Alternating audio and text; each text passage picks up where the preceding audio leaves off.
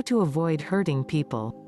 We've all heard the saying, "We often hurt the people we are closest to." Or the statement, "Hurting people hurt other people." While this may be true, ultimately accepting this dynamic is dysfunctional.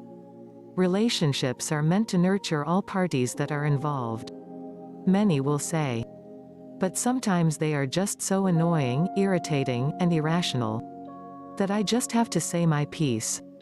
Bring them back to reality. Hurt them for their own good. So how then do we fix this dysfunctional pattern of thinking, being, and acting? Before you open your mouth to say something degrading, or use avoidance tactics to distance someone you love, think about the 2 steps covered in this video that can move you from being a nasty partner, parent, or friend to an enlightened and caring one.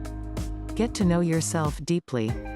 Much like you would like to get to know everything about a romantic partner. In the early stages of a relationship, get intimate with yourself.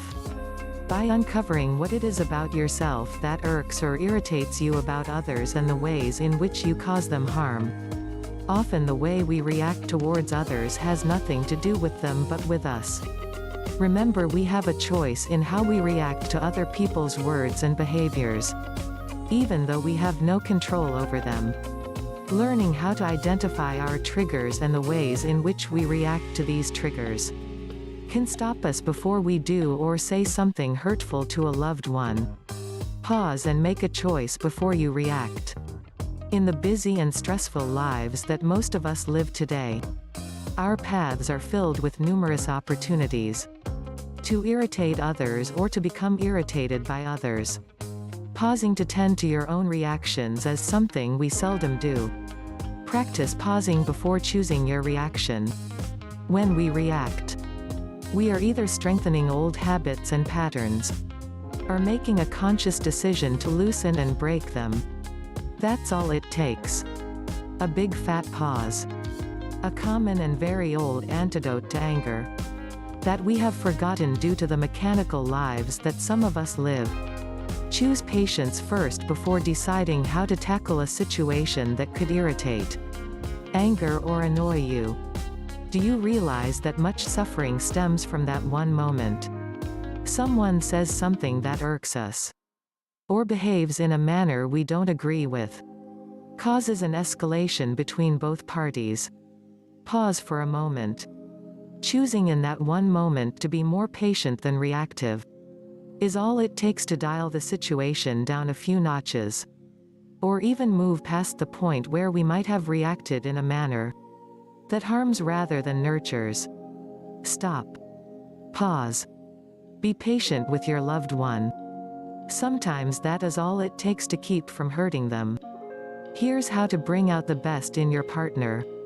And your relationship depends on nurturing the best in your partner. Therefore, the next question becomes, how do you bring out the best in your partner?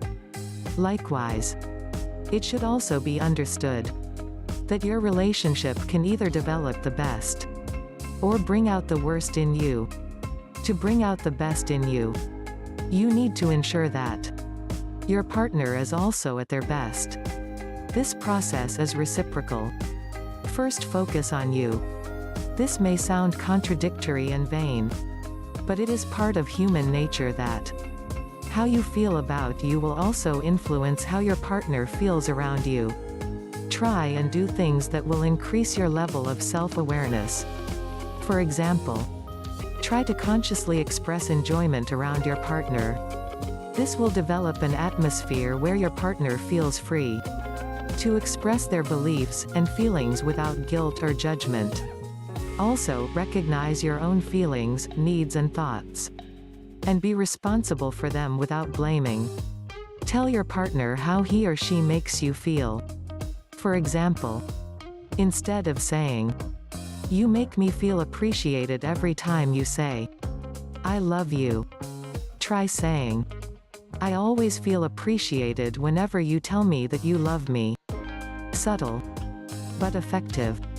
It is also a good thing to clarify your needs whenever possible. Ask your partner to do the same. Then find ways to be reciprocal in satisfying those needs. When your partner does something that bothers you, pause.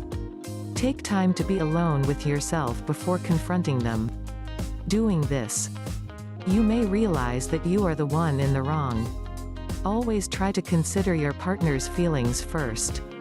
Also, try not to be critical of your partner when they make a mistake. This will go a long way to increase your partner's self-esteem. Never, ever, harp on your partner's weaknesses. Do not tell your partner that there are things they never do right. As a matter of fact, never use the words never and always in a negative way. Why? Because those words are relationship killers. Finally, it is very important to set aside a specific time and place to complain to each other. Honestly, there will be times when you and your partner will feel the need to complain about something. During this time, give yourselves permission to vent. But vent respectfully. This openness will expose things you never thought existed in your relationship. But don't end the conversation on the complaint. Practice turning complaints into compliments. This may seem difficult at first, but as you both consciously practice and make this process a habit, you'll see this as one of the best ways you can learn how to bring out the best in your partner. Be sure to share this video with your friends and subscribe to Total Transformation channel.